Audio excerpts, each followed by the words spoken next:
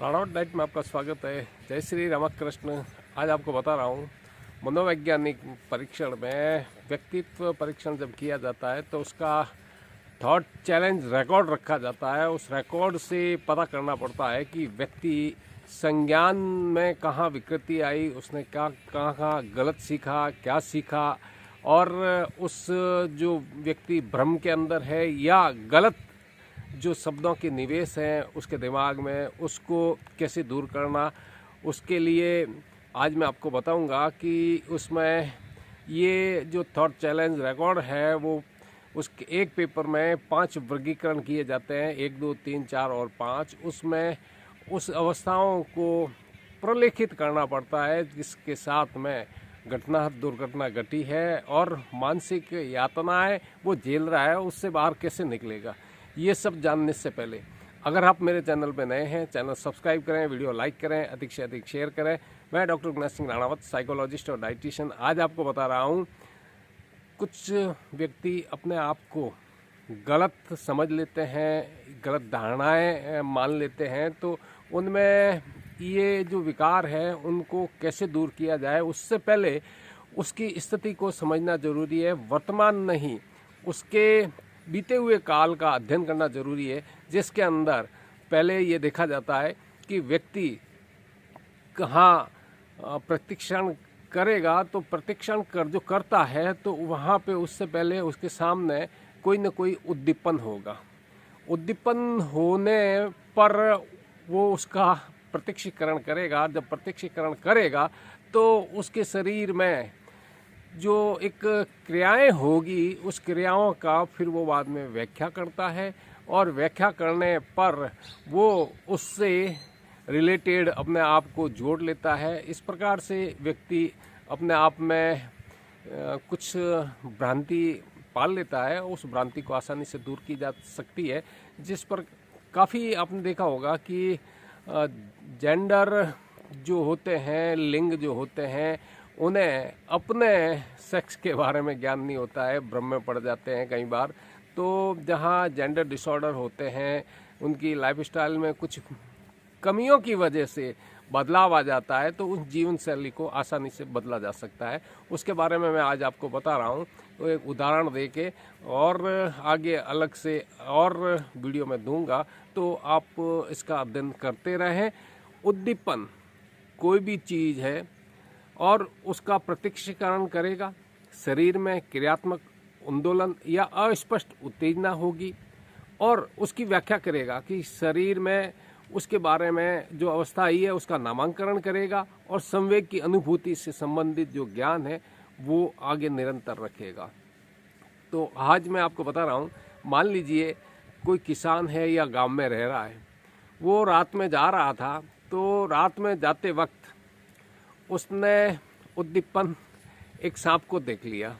प्रत्यक्षीकरण उस सांप से हुआ और जब सांप से प्रत्यक्षीकरण हुआ तो उसके शरीर में एक प्रकार से वो घबराहट हो गई, उसके दिमाग में एक प्रकार से डर बैठ गया और फिर आगे निकला तो उसकी व्याख्या करी कि यार आज मैंने कैसा सांप देख लिया है और सांप देखने की वजह से मुझे डर लग रहा है। और डरा सहमा हुआ वो व्यक्ति आगे अपने घर परिवार वालों को बता सकता है, कुछ लोग नहीं भी बताते हैं। तो उसके दिमाग में ये रहता है कि रात्रि का समय, रात को किसको जगाए, किसको बताए कि रात को मैंने यार बड़ा सांप देख लिया था, कोबरा हो सकता है और ये काट भी सकता है, और जब ये सांप यहाँ रहेगा और मुझे खेतों में आना जाना है तो निश्चित है कि मुझे पीड़ा होगी, दर्द होगी, तकलीफ होगी और मैं इधर से गुजरूंगा, हो सकता है उस सांप ने मुझे काट लिया, तो मैं क्या करूंगा। ये इस प्रकार से थॉट आते रहते हैं। तो इस स्थान पे कोई व्यक्ति जब इस प्रकार से अपने परिचित से वो बात करता है तो किसान लोग काफ़ी उस चीज़ में उसकी सहायता करते हैं, मदद करते हैं कि उनका रोज दिनचर्या का काम है। ऐसी बात के लिए उन्हें अपने निकट से ही काउंसलिंग लेनी होती है। तो मेरे कहने का अर्थ है, अगर आप में कोई भी समस्या है तो अपने माता पिता से, अपने परिवार से काउंसलिंग लीजिए। आप इधर उधर सुनेंगे तो हो सकता है कि बहकावे वाले अभ्यास वाले जो भी हैं वो आपको उल्टा सीधा बताएंगे।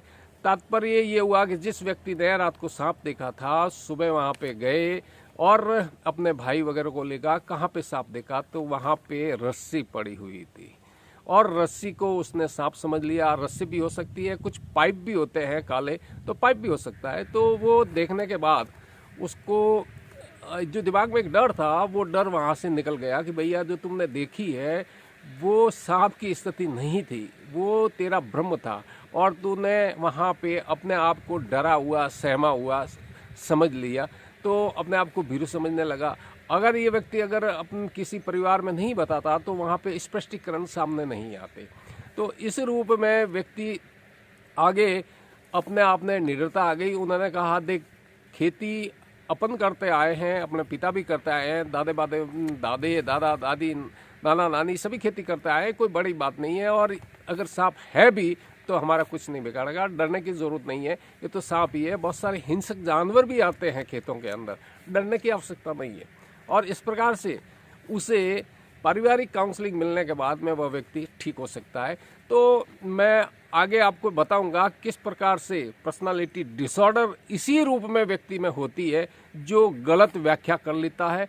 उन्होंने गलत जो संज्ञान देखा, उस गलत संज्ञान का प्रत्यक्षीकरण किया और गलत प्रत्यक्षीकरण करने के बाद में वो अपने आप में अलग विचार प्रकट करने लगे, गलत व्याख्या करने लगे और फिर उसमें अपने आप को किस प्रकार से ढाल देता है उसके बारे में मैं वीडियो ज़रूर बताऊंगा। अगला वीडियो आप ज़रूर देखें जिसके अंदर मैं बताऊंगा कि किस प्रकार से एक लड़की जो अपने आप को लड़की होते हुए भी समलैंगिक बनाने का प्रयास किया, जो पूर्णतः गलत है। वो इन्वायरमेंट उसका गलत था और वो लड़की उस इन्वायरमेंट से वापस बाहर निकल सकती। इस प्रकार से काफ़ी लोग पीड़ित होंगे, तो आपको चिंता करने की आवश्यकता नहीं है। सबसे बेस्ट तरीका बता रहा हूँ कि अपने परिवार में बताइए, माता पिता से बढ़िया कोई काउंसलर नहीं होगा। और हो सकता है अगर उनसे कोई दुविधा हो तो परिवार में बहुत सारे सदस्य हैं, उनसे बात कीजिए। और उनसे भी नहीं बैठता है तो फिर अच्छे मनोवैज्ञानिक आपके पास में जो काउंसलर है उनसे संपर्क कीजिए ताकि आपकी समस्या का निदान हो। स्थानीय आदमी होना ज़रूरी है। काफ़ी इंग्लिश पढ़े होते हैं, वो जर्मन, जापान या इंग्लैंड की थ्योरी यहाँ पे लागू करने में हो सकता है कि थोड़ी कठिनाई पैदा होगी, उनके थॉट अलग होंगे, पर जहाँ स्थानीय व्यक्ति आपकी मदद कर सकता है उतनी दूसरे नहीं कर पाएंगे। अगर आप कोई सार्थक टिप्पणी करेंगे तो सार्थक टिप्पणी का जवाब दूंगा। मिलते हैं नए अपडेट वीडियो में, तब तक के लिए जय हिंद, स्वस्थ रहे, मस्त रहे।